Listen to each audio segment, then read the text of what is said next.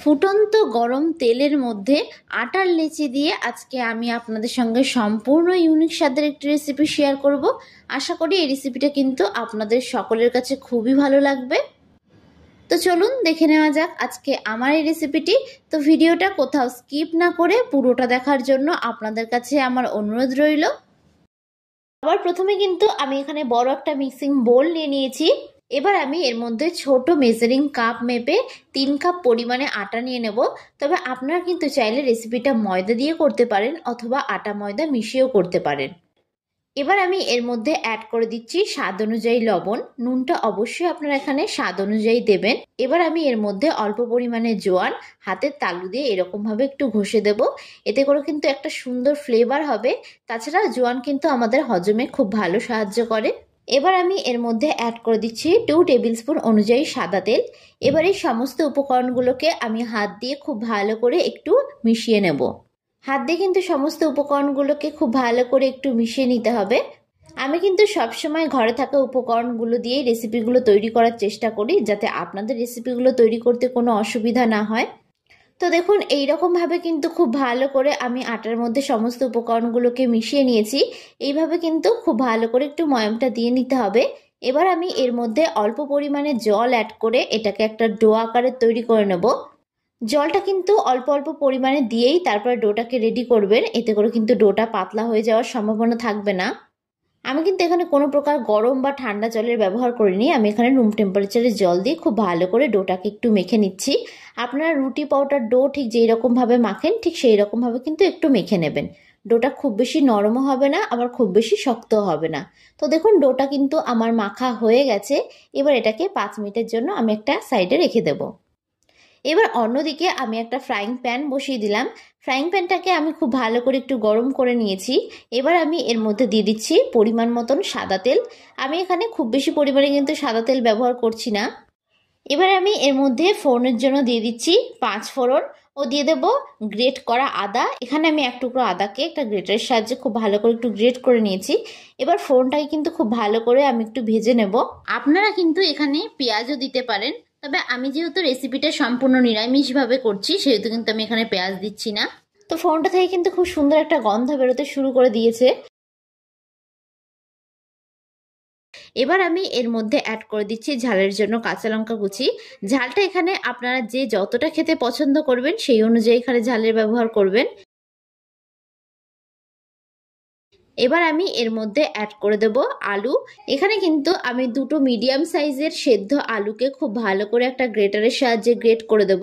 তবে আপনারা কিন্তু চাইলে হাত দিয়ে ম্যাশ করেও দিতে পারেন। তবে গ্রেটারের সাহায্যে গ্রেট করে দিলে কিন্তু আলুর মধ্যে কোনো ডেলা অংশ থাকবে না। এতে করে কিন্তু রেসিপিটা খেতে অনেক বেশি ভালো হবে।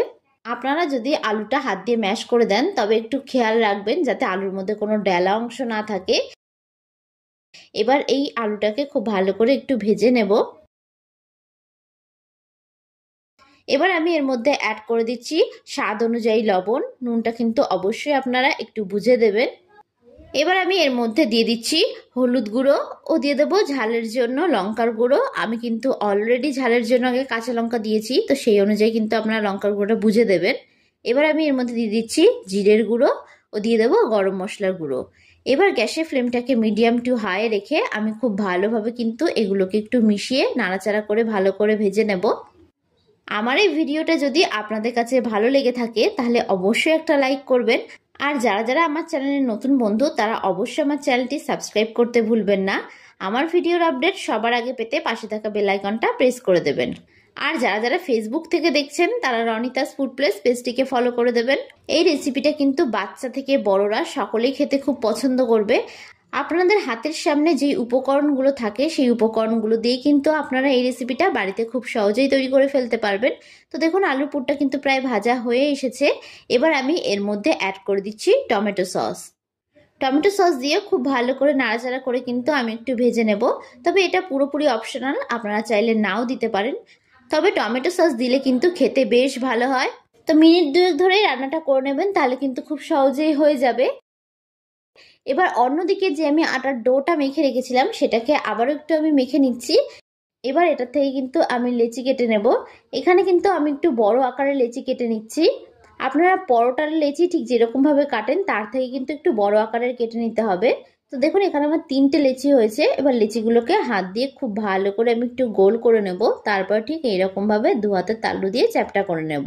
এতে করে কিন্তু লেচিগুলো বেলতে খুব সুবিধাই হবে।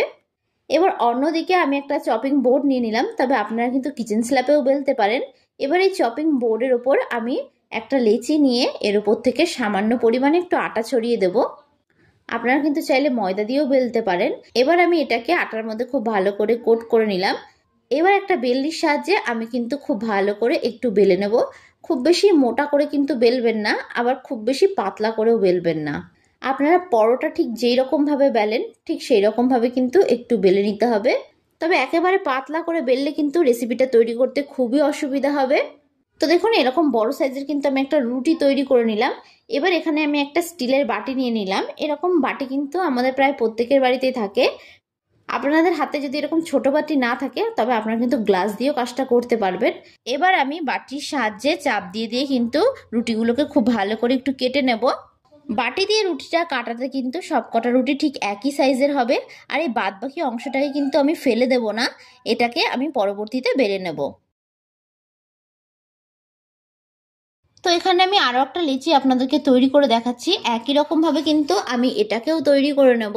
তো আপনাদের কাছে আমার এই ভিডিওটা কেমন লাগলো অবশ্যই কিন্তু আমাকে কমেন্ট বক্সে জানাতে ভুলবেন না। আর আপনারা কিরকম রেসিপি দেখতে চান সেটা যদি আমাকে জানান তাহলে কিন্তু আমার রেসিপিগুলো তৈরি করতে খুবই সুবিধা হবে। তো এইভাবে কিন্তু সবগুলোকে আমি রেডি করে নিচ্ছি, তারপরে আমি আপনাদেরকে একেবারে দেখাচ্ছি। তো দেখুন এখানে কিন্তু সবগুলোকে আমি ঠিক একই রকম ভাবে রেডি করে নিয়েছি। আর এগুলো রাখার সময় কিন্তু আমি এর উপর থেকে সামান্য পরিমাণে একটু আটা ছড়িয়ে দিয়েছিলাম যাতে একটার গায়ে একটা লেগে না যায়। এবার আমি চপিং বোর্ডটার ওপরে একে একে রুটিগুলোকে ঠিক এই রকম ভাবে একটু পরপর করে সাজিয়ে নেব। এবার আমি আগের থেকে যে আলুর পুরটা রেডি করে রেখেছিলাম সেটাকে আমি এরকম গোল করে করে দিয়ে দেব। খুব বেশি পরিমাণে কিন্তু দেবেন না, ঠিক আমি এখানে যেরকম পরিমাণে দিয়েছি ঠিক সেরকম পরিমাণে কিন্তু একটু দিয়ে নেবেন। তো সবকটা রুটির মধ্যে কিন্তু আমি দিয়ে দিয়েছি। এবার আমি এগুলোর মুখটাকে খুব ভালো করে একটু বন্ধ করে নেব। তো দেখুন এক সাইড থেকে ঠিক আমি কিন্তু এইরকম ভাবে ভাঁজ করতে করতে আসছি। ঠিক এইরকম ভাবে কিন্তু ভাঁজ করে দেবেন। আপনারা ভিডিওটা ভালো করে লক্ষ্য করলে বুঝতে পারবেন আমি ঠিক কিভাবে কাজটা করে নিচ্ছি। এবার এর মুখটাকে কিন্তু খুব ভালো করে আমি একটু বন্ধ করে দেব। মুখটা কিন্তু খুব ভালো করে একটু বন্ধ করবেন, নাহলে কিন্তু পুরটা বাইরে বেরিয়ে আসতে পারে। তো দেখুন খুব ভালো করে কিন্তু এটাকে আমি রেডি করে নিয়েছি। এবার আরও একটা আমি আপনাদেরকে তৈরি করে দেখাচ্ছি। একই রকম ভাবে কিন্তু এটাকেও আমি তৈরি করে নেব। প্রথমে এক সাইড দিয়ে ঠিক এরকম ভাবে একটু ভাঁজ করতে করতে আসবেন। আপনারা এইভাবে কাজটা করে নেবেন তাহলে কিন্তু কাজটা করতে কোনো অসুবিধাই হবে না, খুব সহজে কিন্তু কাজটা হয়ে যাবে। তো বাদবাকিগুলোকে কিন্তু ঠিক একই রকম ভাবে আমি তৈরি করে নেব। আমি এখানে রুটির লেচিগুলোকে ছোট করে করেছি যাতে রেসিপিটা দেখতে সুন্দর লাগে, তবে আপনারা কিন্তু চাইলে রুটির লেচিটাকে বড় করেও করতে পারেন। এবার অন্যদিকে আমি একটা কড়াই বসিয়ে দিলাম। কড়াইটাকে খুব ভালো করে গরম করে আমি এর মধ্যে বেশ খানিকটা পরিমাণে সাদা তেল দিয়ে দেব। সাদা তেলটাকে কিন্তু খুব ভালো করে আমি একটু গরম করে নেব। গ্যাসের ফ্লেমটাকে হাই রেখে কিন্তু আমি তেলটাকে খুব ভালো করে একটু গরম করে নিয়েছি। এবার আমি আগে থেকে যে নাস্তাগুলোকে তৈরি করে রেখেছিলাম সেগুলোকে আমি এবার তেলের মধ্যে দিয়ে দেব। এগুলো দেওয়ার সময় কিন্তু গ্যাসের ফ্লেমটাকে আমি মিডিয়ামে করে দিয়েছি। তবে কিন্তু একেবারে অনেকগুলো দিয়ে ভাজবেন না, অল্প পরিমাণে দিয়ে ভাজবেন, তাহলে কিন্তু নাস্তাগুলো ভাজা খুব ভালো হবে। এবার এক পিঠটাকে কিন্তু খুব ভালো করে আমি একটু ভেজে নেব। মিডিয়াম ফ্লেমে কিন্তু আমি এগুলোকে একটু ভেজে নিচ্ছি। এগুলো কিন্তু ভাজতে খুব একটা বেশি সময় লাগবে না। এক পিঠটা হালকা লাল হয়ে গেলে আমি এগুলোকে উল্টে দেব। উল্টে অপর পিঠটাকেও কিন্তু খুব ভালো করে আমি একটু ভেজে নেব। এইভাবে কিন্তু খুব ভালো করে একটু ভেজে নিতে হবে। তো দেখুন খুব ভালো করে কিন্তু এগুলোকে লাল লাল করে আমি ভেজে নিয়েছি। ঠিক এইরকম ভাবে কিন্তু একটু ভেজে নিতে হবে। এবার আমি এগুলোকে তেল ছেঁকে অন্য একটি পাত্রে তুলে নেব। বাদবাকিগুলোকে কিন্তু ঠিক একই রকম ভাবে আমি ভেজে নিচ্ছি।